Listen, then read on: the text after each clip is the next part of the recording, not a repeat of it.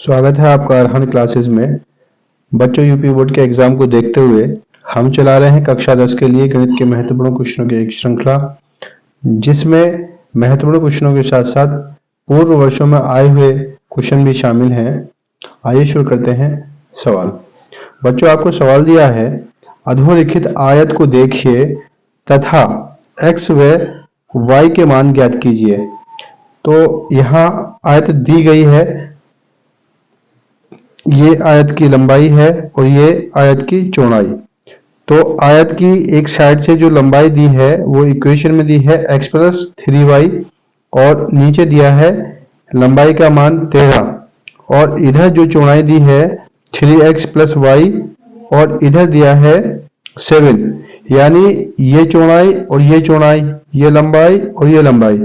तो इसका मतलब हुआ कि जो हमारी इक्वेशन दी है लंबाई लंबाई के बराबर रख देंगे, चौड़ाई चौड़ाई के बराबर रख देंगे।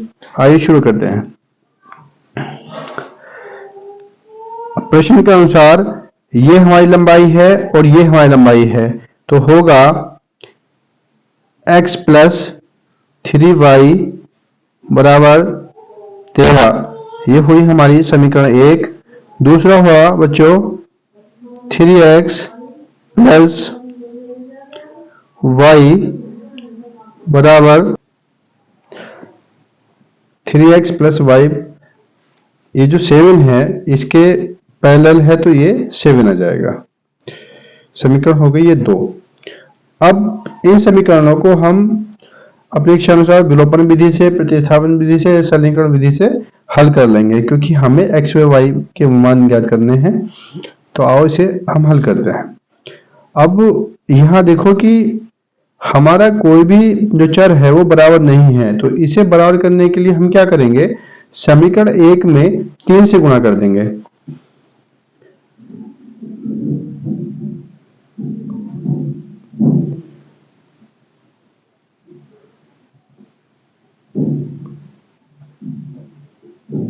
जब समीकरण 1 में 3 से गुणा कर देंगे तो होगा 3x प्लस 3 × 9 9y बराबर 13 में गुणा हुई तो ये हो गया 39।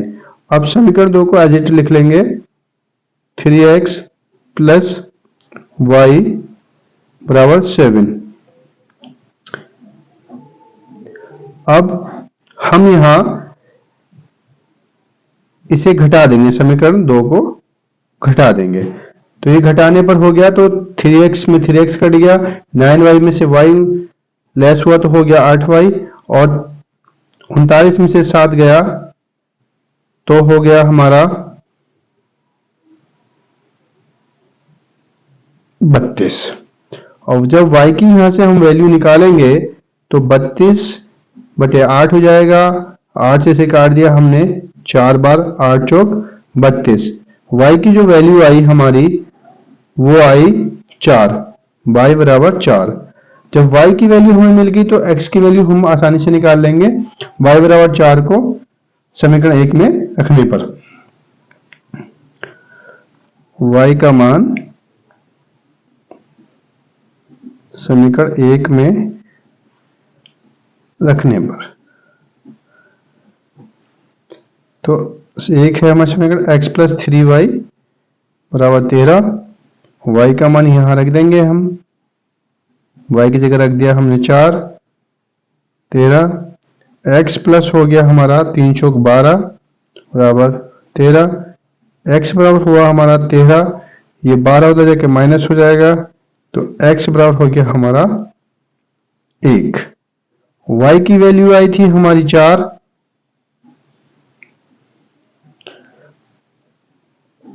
x का मान हुआ 1। ये हमारे आंसर हो गए, क्योंकि हमें x व y के मान ज्ञात करने थे।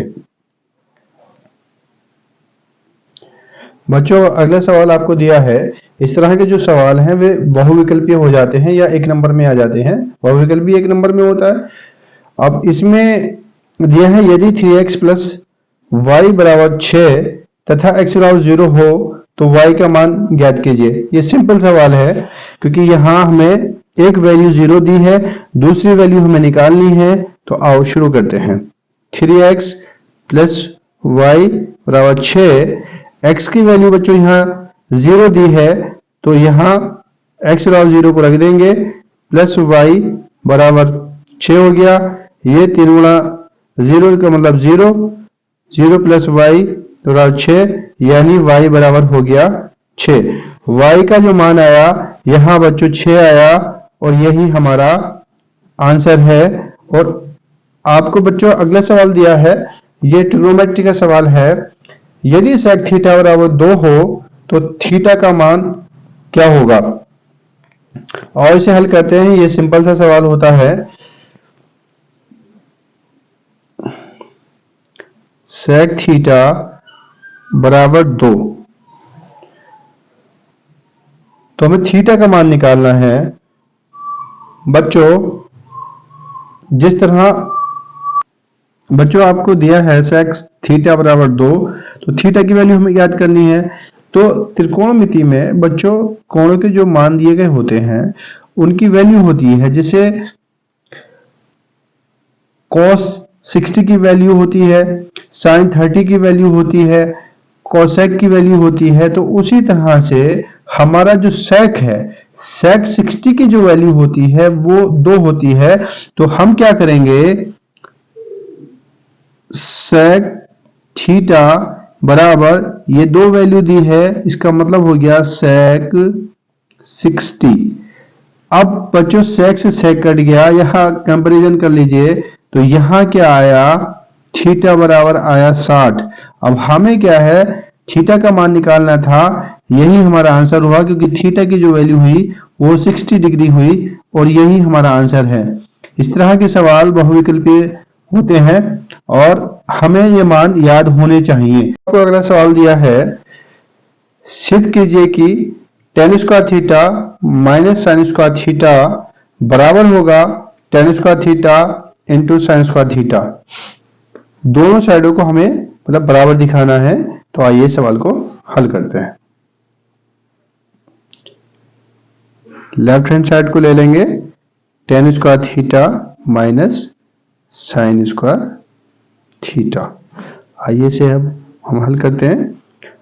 tan स्क्वायर थीटा को हम तोड़ देंगे sin square theta upon cos square theta में, ये रहेगा माइनस का sin स्क्वायर थीटा।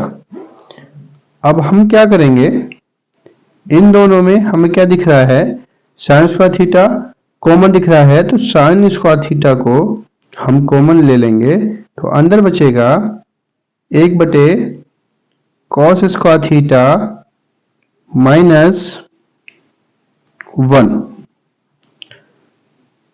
के नीचे 1 लिखेंगे तो cos स्क्वायर थीटा का लेंगे एलसीएम। sin स्क्वायर थीटा बाहर चलता रहेगा और यहां एलसीएम हुआ हमारा cos square theta. cos square theta नीचे यहां है तो यहां आ जाएगा 1 और इधर चला जाएगा cos स्क्वायर थीटा, यानी क्रॉस मल्टीप्लाई हो जाएगी क्योंकि इन दोनों का जो एलसीएम है 1 और cos स्क्वायर थीटा का cos स्क्वायर थीटा है। sin स्क्वायर थीटा को बच्चों ऐसे चलाते रहेंगे। अब आपको इसे देख के कुछ याद आ रहा होगा कि sin square theta minus plus cos square theta बराबर होता है 1, यानी आपका जो फॉर्मूला है बच्चों ये वाला sin square theta plus cos square theta होता है 1। तो अगर हम cos स्क्वायर थीटा को उधर ले जाएं तो हो जाएगा 1 माइनस cos स्क्वायर थीटा, उसकी वैल्यू आएगी sin स्क्वायर थीटा। तो बच्चों 1 माइनस cos स्क्वायर थीटा की जगह लिखेंगे हम sin स्क्वायर थीटा। अब cos स्क्वायर थीटा हमारा पहले से ही नीचे चल रहा है, sin स्क्वायर थीटा ये चलता रहेगा। अब sin स्क्वायर थीटा बटे cos स्क्वायर थीटा होता है बच्चों tan स्क्वायर थीटा, तो इसकी जगह हम लिखेंगे tan स्क्वायर थीटा। अब आपकी जो राइट हैंड साइड है बच्चों वो है tan square theta into sin square theta, तो इन्हें हम चेंज कर देंगे। tan स्क्वायर थीटा को पहले लिख लेंगे इंटू साइन स्क्वायर थीटा को हम बाद में लिख देंगे। तो बच्चों अब आपको देख के क्या ध्यान आ रहा है कि जो हमने लेफ्ट हैंड साइड से को लेके हल करना शुरू किया था तो हमारी राइट हैंड साइड हमें प्राप्त हो जाती है। तो यहां क्या होता है बच्चों, यानी हमें जो सिद्ध करना था वो हमारे सवाल में हो चुका है। तो हम कहेंगे कि लेफ्ट हैंड साइड यानी LHS बराबर होगा हमारा RHS, यानी हमारा सवाल जो है ये सिद्ध हो चुका है और यही हमारा जो है आंसर है, यही हमें करना था।